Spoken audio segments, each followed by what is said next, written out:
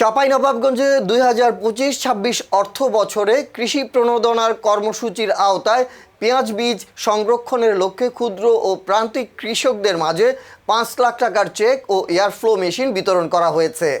বৃহস্পতিবার 7 মে কৃষি সম্প্রসারণ অধিদপ্তরের উদ্যোগে শিবগঞ্জ উপজেলা কৃষি অফিসের সামনে 18 জন কৃষকের মাঝে এসব চেক ও এয়ারফ্লো মেশিন তুলে দেন স্থানীয় সংসদ সদস্য ডক্টর কেরামত আলী।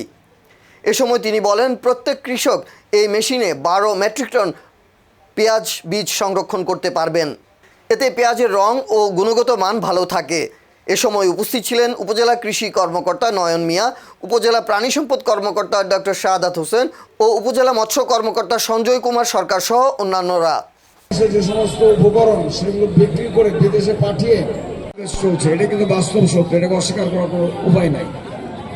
আজকে আমাদের মিল কারখানা ছিল, সেগুলো পরিবর্তন করে আবার অন্য হচ্ছে গার্মেন্টস শ্রমিকদের যেটা 21,000 টাকা দেবে, আর বাকি 7,000 টাকা দিয়ে তারা অন্যান্য যে আনুষঙ্গিক কাজ, মাথা তৈরি করা, ওয়াল পাকাকরণ এটি করবে।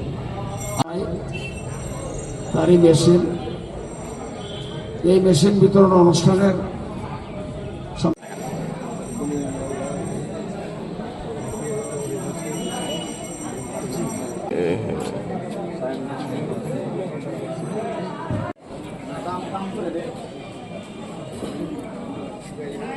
মাঝখান থেকে একটা